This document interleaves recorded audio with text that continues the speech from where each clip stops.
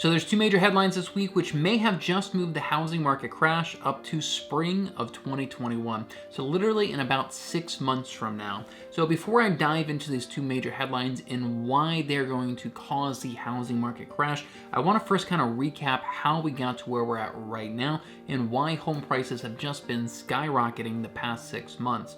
So according to the National Association of Realtors, housing inventory is down 20% compared to 12 months ago.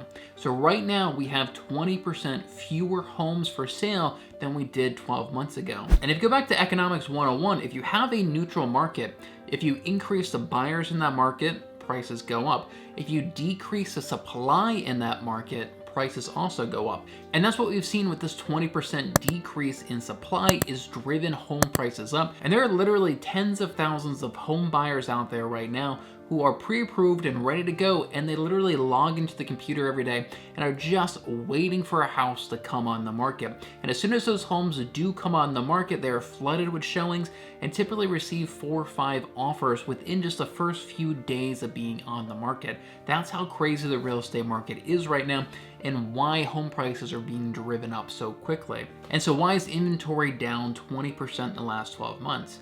Fear. Frankly, sellers are too scared to list their homes for sale right now.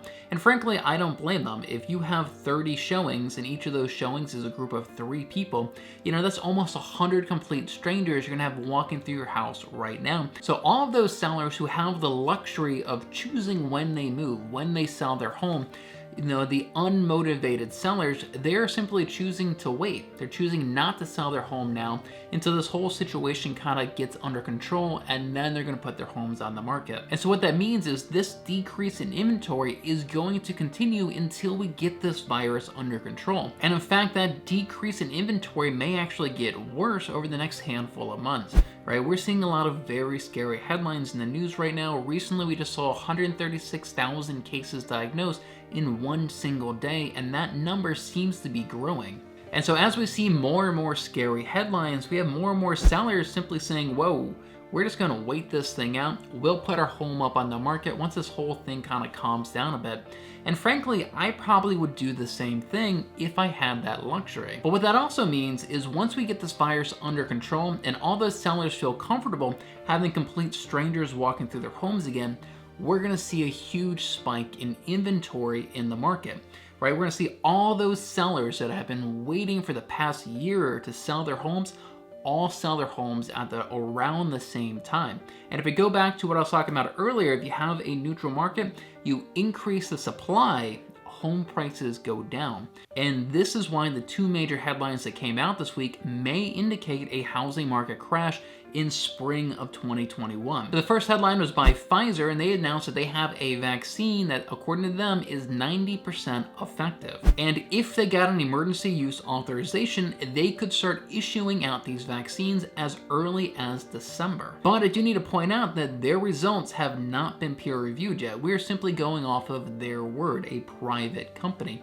And to make things a little bit more complicated, on the day that Pfizer announced this result of 90% effective vaccine, their CEO goes and sells $5.6 million worth of his Pfizer stock, which is very, very concerning and kind of weird, right? If a company has a effective vaccine that they think can cure the entire world, you would think that they would want to hold on to their stocks. In fact, we have a lot of people rushing in to buy Pfizer stock.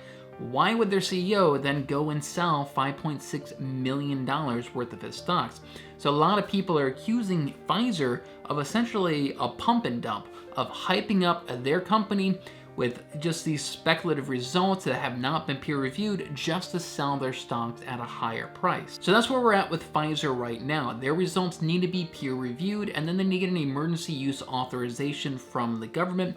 If they do that, and if their vaccine is legitimate, then yes, we could start seeing people receiving this vaccine as early as late December. Now, the second major headline is by another pharmaceutical company, Moderna, and they claim to have a vaccine that is 94.5% effective, so even more effective than Pfizer's. And their trial was done on 30,000 participants, which is pretty good, but once again, these results have not been peer-reviewed yet.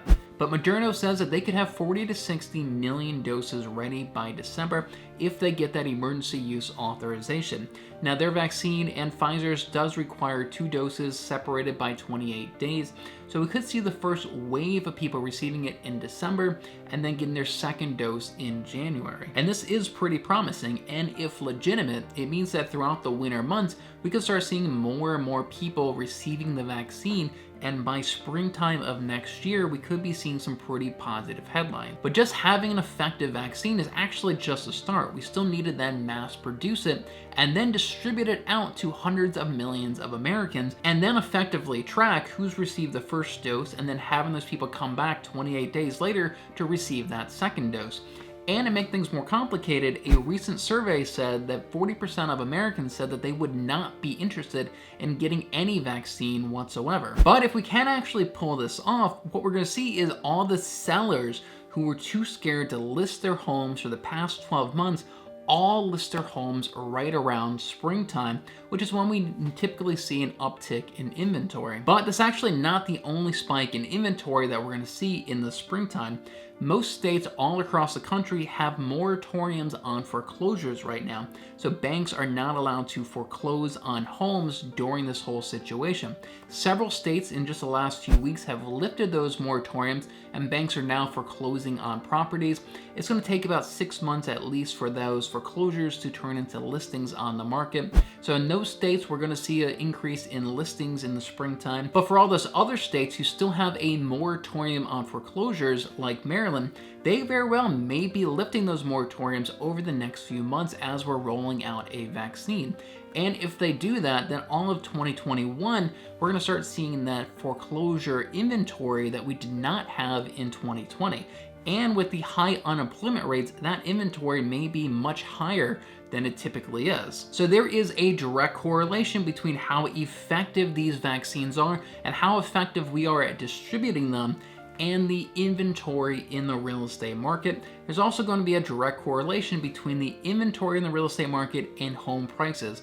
As we see a huge increase in inventory, most likely home prices are going to come down. So if you are a home seller and you are thinking about selling your home, I would watch these vaccines very carefully. And if they are very effective and we are actually effective at distributing it, I would consider selling your home this winter, maybe in January, February timeframe, before everybody else does in the springtime. If you're a home buyer and you're frustrated that there simply isn't any inventory in the market, that inventory is probably going to shrink up even more during the winter months. But just keep in mind that if this vaccine is effective, we most likely will have a huge surge of inventory spring of 2021. If you're interested in learning how Joe Biden's policies are going to directly impact the housing market, check out this video I did right here breaking down the good, bad, and ugly side of his housing policies. Don't forget to subscribe and hit that little bell icon to get notified every time I upload a new video. Thanks so much for watching, and I'll see you over in the next video.